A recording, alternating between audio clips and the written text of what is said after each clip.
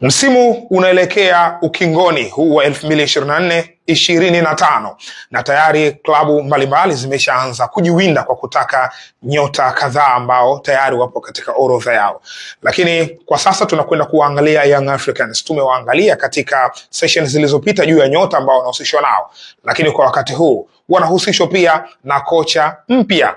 Sasa basi Young Africans wanaye kocha kwa maana ya Miloud Hamdi, kocha ambaye walimtoa kwenye kikosi cha Singida Black Stars na wakamleta kwenye kikosi cha Young Africans baada ya kuachana na Sead Ramovic.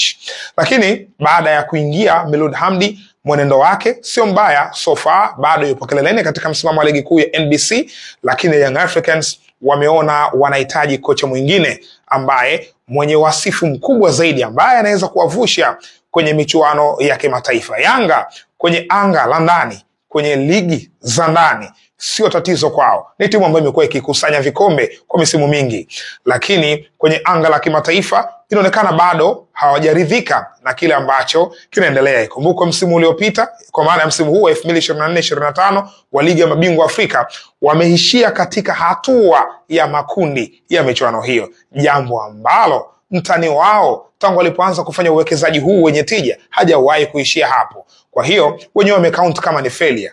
Nyuma ya hapo walifanikiwa kucheza mpaka fainali ya kombe la shirikisho Afrika kwa maana ya msimu mwaka 2022-2023, lakini msimu wa 2023-2024 walicheza robo finali, walitolewa na Mamelodi Sundowns. Kwa hiyo ni timu ambayo ina ambition, inafikiria makubwa kwenye anga la kimataifa.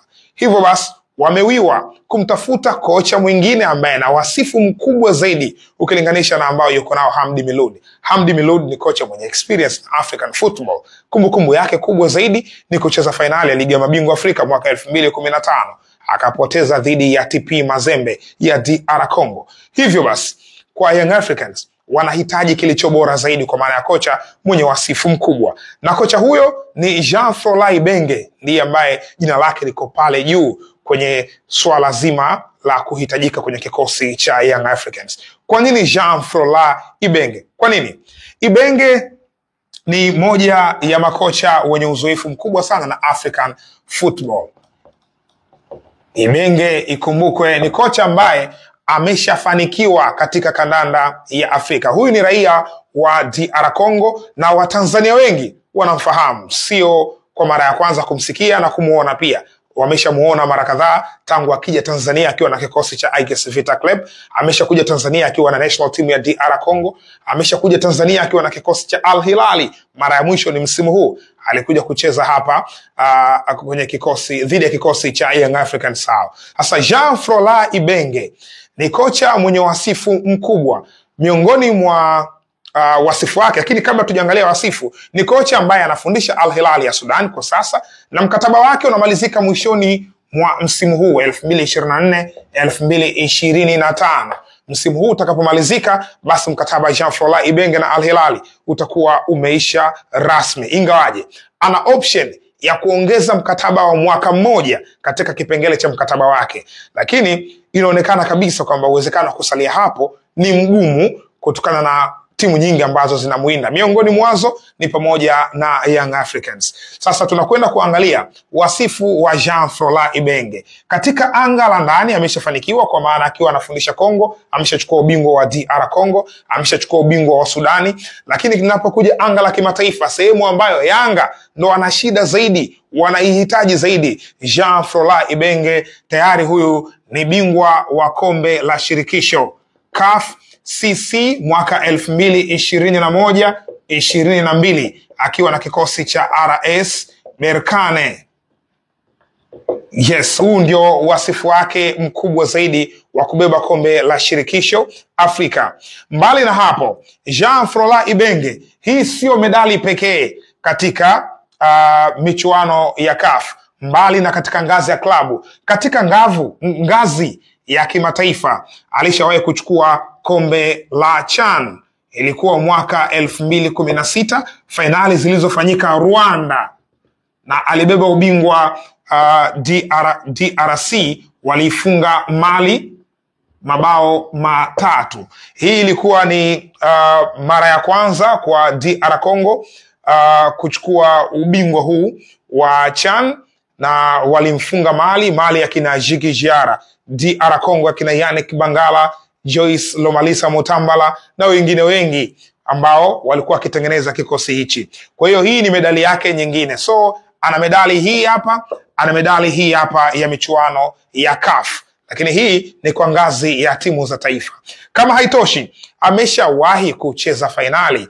Ilikuwa msimu mwaka 2018. Alicheza fainali ya CAF CC akiwa na kikosi cha Vita Club dhidi ya Raja Casablanca ya Morocco. Hii ni kumbukumbu nzuri kwake ya kucheza fainali dhidi ya Raja Casablanca. Kwa hiyo huyu ni Jean-Frola Ibenge kwa maana ya wasifu wake wa juu kabisa katika michuano hii ya kimataifa. Lakini pia ameshawahi kushinda medali ya mshindi wa 3 fainali za AFCON mwaka 2015. Amesha kwenda sana katika AFCON akiwa na kikosi cha DR Congo. Huyu ni Jean-Frola Ibenge. Sasa basi, Ibenge mkataba wake unaelekea ukingoni, lakini Ibenge huyu Al Hilal wanapambana kweli kweli kumbakisha kwenye kikosi hicho, wakiamini ni kocha ambaye ana wasifu mzuri na anaweza kuwavusha kutoka hapa walipo kwenda hatua inayofuata. Miongoni mwa vipengele vigumu ambavyo Young Africans huenda kukutana navyo ni salary, malipo ya huyu coach. Kocha huyu inaelezwa ndani ya kikosi cha Al Hilal anapokea kiwango cha shilling USD 60,000 kwa maana ya dola za Kimarekani 60,000 kwa mwezi. Hii ni monthly payment.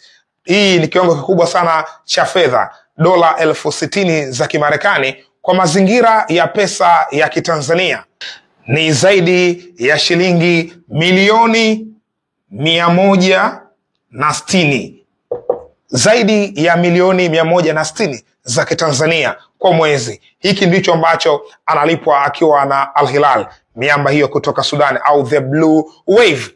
Miongoni mwa vitu ambavyo Young Africans wanavihitaji ni huyu kocha kwa experience yake ambayo yuko nayo kubwa, na ni kocha ambaye ameshahusishwa sana na timu za Tanzania. Kwa uzoefu ambao yuko nayo, ni kocha ambaye wanaamini anaweza kuwafikisha katika haya madaraja ya juu ya michuano hii ya kimataifa CAF. Kwenye daraja la Champions League kwa maana ya CAF Champions League, hapo tumeangalia Confederation, tukaenda kuangalia na ligi ya mabingwa na michuano ya CHAN. Lakini mwaka 2014 kwenye kikosi cha Vita Club alicheza fainali ya CAF CL, akapoteza mbele ya Entente Setif ya Algeria. Hii hapa ilikuwa ni Vita Club ya kina Joyce Lomalisa Mutambala. Hii hapa walipoteza mwaka 2014. Mwaka 2013 walicheza fainali Orlando Pirates dhidi ya Ahli. Mwaka 2014 wakacheza fainali Vita Club dhidi ya Entente Setif. Mwaka 2015 wakacheza fainali ilikuwa ni USM Alger dhidi ya TP Mazembe, ndio hiyo USM Alger ya Hamdi Miludi. Lakini mwaka 2016 Mamelodi anabeba ubingwa, hivyo inakwenda mpaka mbele. Lakini hii ni kumbukumbu nzuri kwa Jean-Frola Ibenge, na baada ya hapa ndo akapewa national team ya DR Congo, akaenda nayo katika fainali za AFCON mwaka 2015, akamaliza katika nafasi ya 3. Huyu ni kocha ambaye anatosha. Berkane walimwamini kocha huyu, wakiamini anaweza kuwavusha na kuwapeleka sehemu nzuri, na kweli alipoingia akaenda kuwapa ubingwa wa kombe la shirikisho Afrika. Kwenye Super Cup hakwenda yeye, alienda Benfica. Lakini ni kocha ambaye Young Africans anaweza kuwavusha kutoka hapa na kwenda katika hatua nyingine. Hilo litakamilika ama vipi? Tunasubiri kuona atakapotua kwa miamba hii ya Twiga na Jangwani Kariakoo. Jean-Frola Ibenge, no doubt, moja ya makocha wakubwa katika kandanda hii ya Afrika.